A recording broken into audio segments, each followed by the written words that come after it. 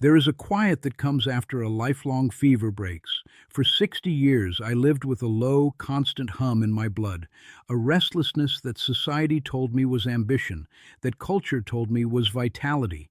It was the engine of my manhood, or so I believed. It drove me, it defined me, and it exhausted me. Now, at 87, sitting in this same armchair where I've watched decades of seasons change through the window, the hum is gone. And in its place, there is a stillness so profound it feels like the most powerful thing I have ever known. It is a peace that I had to live almost an entire lifetime to earn, and it was born from the one thing I was taught to fear the most. I am here to tell you about the freedom that lies on the other side of that fear, a truth that men are rarely allowed to speak of, the great liberating silence that comes when the hunt is finally over. It is not an end, it is a beginning. For most of my life, my identity was a fragile thing built on a foundation of performance. My worth, I thought, was inextricably tied to my sexual drive, to my ability to be seen as potent, as relevant in the most primal biological sense. This wasn't a conscious thought. It was the very air I breathed, an unspoken rule passed down through generations of men. I carried a deep, quiet fear of the day that fire would inevitably soften, because I believed that when it did, I would simply disappear. I would become invisible. This fear kept me in a state of constant low-grade anxiety, a hunter always looking for validation, never truly at rest. I lost decades to this chase, mistaking the smoke of desire for the warmth of connection, never realizing the cage I was in. I didn't know that the heaviest burden a man can carry is the one that forces him to prove he is a man at all. My life, before the quiet, was a meticulously constructed performance. For over 40 years, I was a civil engineer, a man who built bridges. It was a fitting profession, I suppose, for someone who spent his life trying to bridge the gap between the man I was and the man I was expected to be. My days were a blur of blueprints, meetings, and firm handshakes. I remember the weight of my tailored suits, the crisp scent of starch in my collars, the constant low-level hum of adrenaline that I mistook for purpose. I'd walk into a crowded room, maybe a dinner party at 35, and feel the air crackle with unspoken competition. It wasn't about who had the best story, but who had the most vitality, the most potent energy. I was a hunter, always scanning, always assessing, always ensuring my position. I was celebrated for my drive, but no one, not even my late wife Eleanor, knew that this drive was fueled by a deep and abiding terror of one day being seen as irrelevant, of simply fading away. The performance extended into every corner of my world, especially the most intimate ones. Connection was a concept I understood intellectually, but rarely experienced. I confused the thrill of the chase with the warmth of genuine intimacy, the smoke of desire with the steady heat of love. My relationships were often transactions, unspoken negotiations for validation. I would listen to a woman speak, but my mind would be elsewhere, calculating, performing, ensuring I was seen in the right light. I missed so much. I missed the subtle shift in Eleanor's smile when she was truly happy, not just pleased. I missed the quiet language of a shared silence, because silence felt like a void I had to fill with proof of my existence. I lived inside a cage of my own making, a cage built from a cultural blueprint I had inherited without question. The bars were invisible, but the confinement was absolute, and I spent the best years of my life pacing inside it, completely unaware that the door was never even locked. The change didn't arrive like a thunderstorm, but like a subtle shift in the light. I was 62. Eleanor and I were celebrating our anniversary at a small Italian restaurant, the kind with checkered tablecloths and candles dripping wax onto old wine bottles. I remember looking at her across the table, her face softened by the flickering light, and feeling a deep, quiet affection. It was a comfortable, settled love. But then, the old instinct kicked in, the familiar hum in the blood that had been my companion for decades. It was a ghost of a feeling, a faint echo where a roar used to be. For the first time, the hunter in me felt no urge to pounce. There was no surge of adrenaline, no restless energy demanding to be seen. It was just quiet, a profound and terrifying quiet.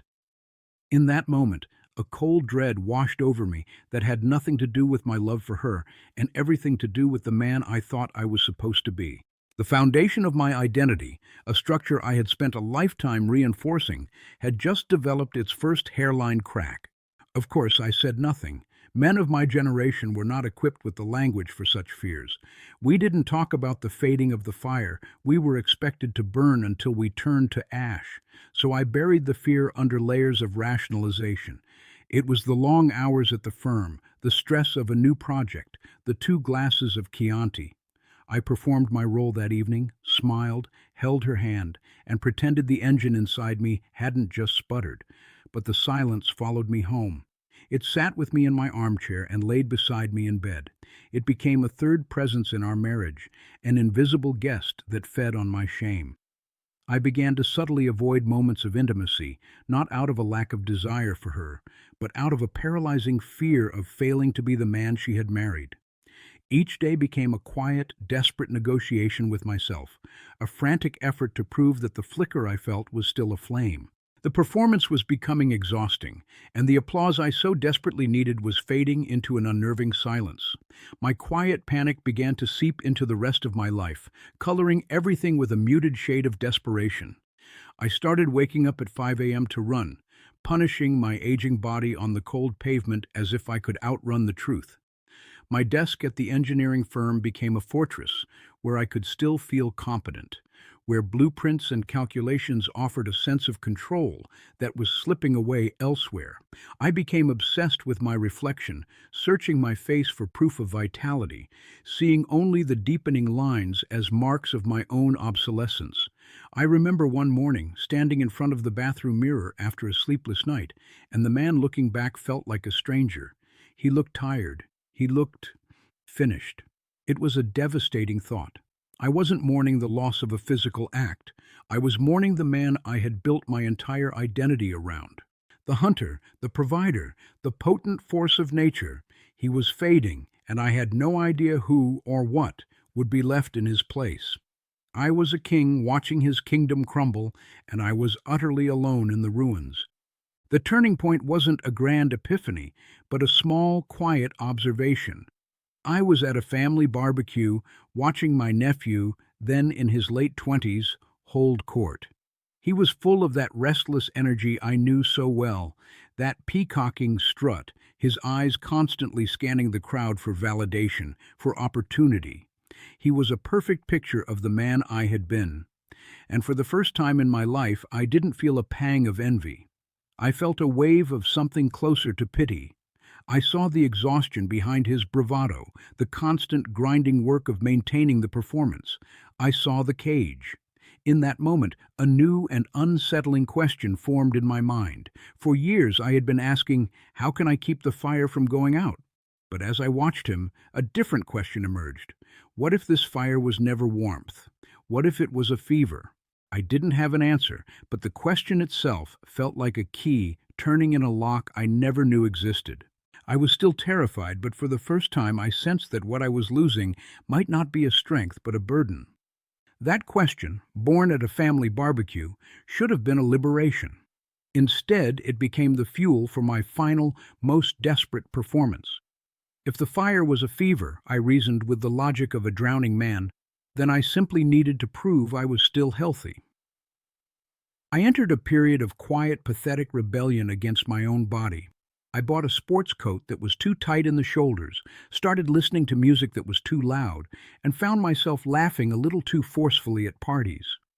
I'd engage in conversations with younger colleagues, trying to match their restless energy, feeling like a ghost haunting the halls of my own past. Each attempt was a small death. I'd come home, the adrenaline would fade, and I'd be left with a profound hollowness, the silence in my blood now mocking the noise I had tried to create. I was trying to restart an engine that wanted to rest, pouring gasoline on embers and wondering why it wouldn't roar back to life. I was fighting for a kingdom that had already been peacefully abandoned, and the only person I was at war with was myself. This silent war inevitably created a casualty I never intended, my connection with Eleanor. She saw the change in me, of course. She saw the forced smiles and the new restless edge. I'd catch her looking at me with a quiet, questioning sadness in her eyes, an expression that felt like a judgment on the man I was failing to be. One evening, she put her hand on my arm and asked simply, "Arthur, what's wrong?" I couldn't tell her. How could I explain that I felt like I was disappearing? How could I voice a fear so tied to my own fragile ego? So I did what men of my generation do best. I retreated. I mumbled something about work, about stress, and turned away. In that moment, a wall went up between us, a wall built of my shame and her confusion. I was so consumed with mourning the hunter I used to be that I failed to see the incredible woman who had loved the man I actually was all along. My fear of becoming invisible to the world was making me invisible to the one person who truly saw me. The exhaustion eventually became heavier than the fear. The performance was unsustainable. There came a night when I was sitting in this very armchair, long after Eleanor had gone to bed. The house was still, the only sound the low hum of the refrigerator. I didn't try to fight the quiet anymore. I just let it wash over me. And in that stillness, a devastating clarity arrived. I saw the past few years for what they were, a frantic, foolish dance for an audience that didn't exist. I saw the moments of genuine connection with my wife that I had squandered, trading them for the hollow pursuit of a feeling I no longer even wanted. The ghost of masculinity, the specter I had served my whole life, suddenly seemed so small, so pathetic. It had promised me vitality and relevance, but all it had delivered was anxiety and loneliness. I had been worshiping a false god. Sitting there in the dark, I didn't feel a sudden sense of peace. I felt a profound and aching grief, not for the man I was losing, but for the decades I had already lost serving a master who never cared for me at all. The fight was over, not because I had won, but because I finally saw there was nothing left to fight for. Eleanor had been gone for 5 years by then, and the grief had settled into a quiet, manageable ache. But this new grief was different. It was sharper, more immediate. It was the grief for a life half-lived. I leaned my head back against the worn fabric of the chair and closed my eyes, utterly defeated. And then, something shifted. In the depths of that surrender, where I expected to find only emptiness, a different feeling began to surface. It wasn't happiness, not yet. It was something quieter, more fundamental. It was peace. The silence I had been running from my entire adult life wasn't a void, it was a space. A vast, calm, and merciful space. I realized, with a clarity that felt like a physical shock, that the relentless hum in my blood, the drive I had mistaken for my identity, hadn't been life. It had been noise, a constant deafening static that had drowned out everything else, including the sound of my own soul. That was the moment the fever finally broke. For 60 years, I had been living with a low-grade infection of the spirit, a condition I thought was just called being a man. It was a fever of restlessness, of constant anxious proving. It made the world seem blurry, a landscape of opportunities and threats, of women to be won and men to be measured against. And now it was gone. The air in the room seemed to suddenly have more oxygen. I looked at my own hands, resting on the arms of the chair, and saw them not as tools for building or grasping, but simply as my hands. They looked ancient and calm. It was as if I had been looking at life through a warped, heated pane of glass, and it had suddenly been removed. The world didn't change, but my perception of it was fundamentally, irrevocably altered. I wasn't losing my vitality. I was finally getting well from a sickness I never even knew I had. With this new clarity, my memories of Eleanor began to change. I saw them now not through the filter of my own performance, but as they truly were. I remembered an afternoon, years earlier, watching her from this window as she knelt in her garden, her hands covered in soil. At the time, I had felt a familiar restlessness, a need to join her, to make my presence known, to turn the quiet moment into something that revolved around me. But now, I saw the memory for what it was, a portrait of a woman completely at peace, in a world of her own making. And I had been a stranger to that world. I had loved her, of course, but I had loved her through the smoke of my own desire, my own neediness. I had confused the spark of the hunt with the steady warmth of connection. They are not the same thing.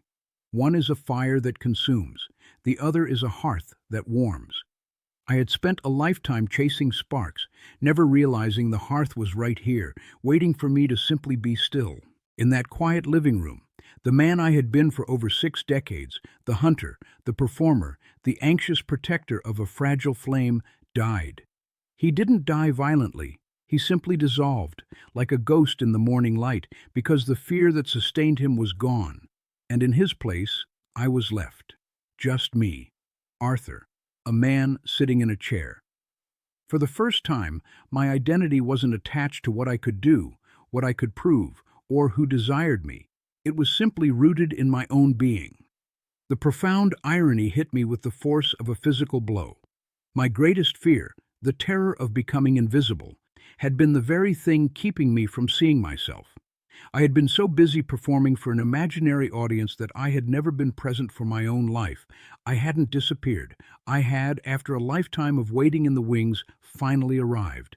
The days that followed were not filled with a sudden, brilliant joy, but with a quiet, steady light, like the dawn that comes after a long fever.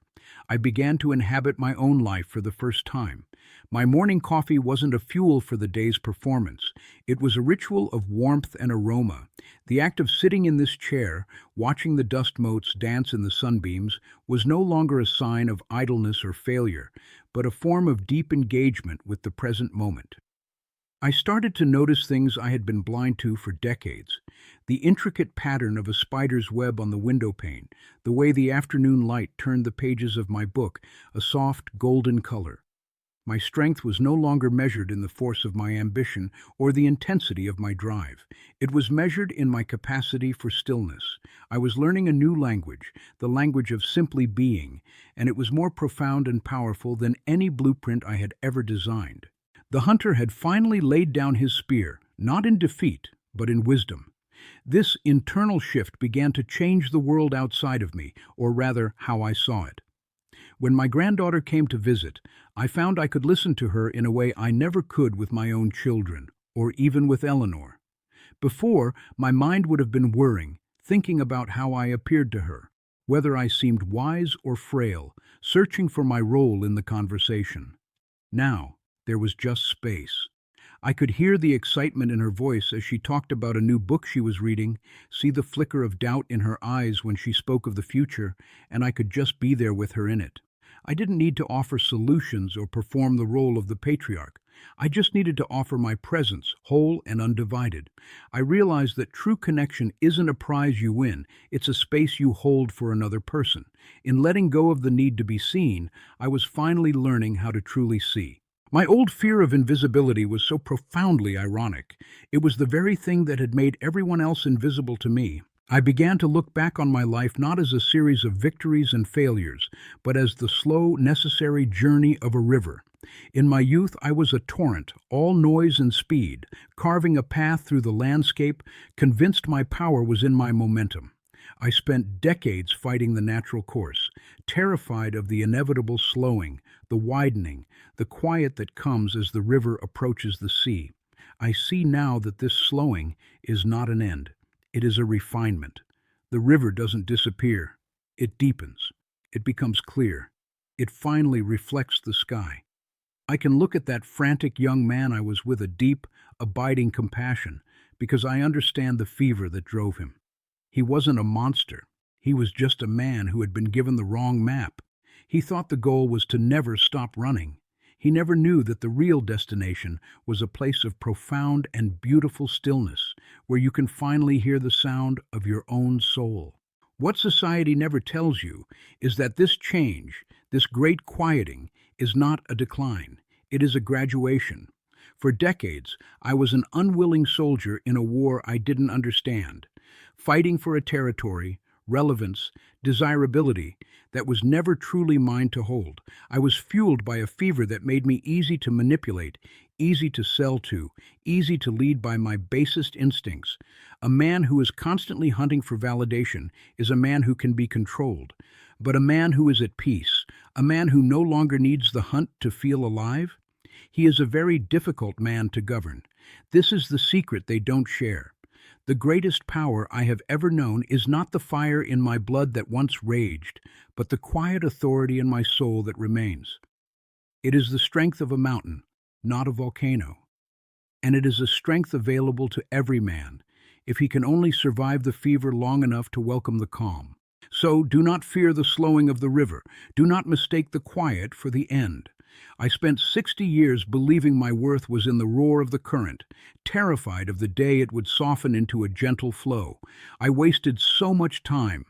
In this chair, in this stillness, I have found a connection more profound than any thrill I ever chased. It is the connection to myself. I finally met the man who was drowned out by all that noise. He is quieter than I expected, but he is kinder, and he is free. The world will tell you to keep running, to fight the coming tide, to burn until you are nothing but ash. But I am here to tell you there is another way. There is a peace waiting on the other side of that frantic performance, a dignity that cannot be earned by conquest, only by surrender. And my only question to you, from the end of my long road, is this: who are you when you finally stop proving you are here?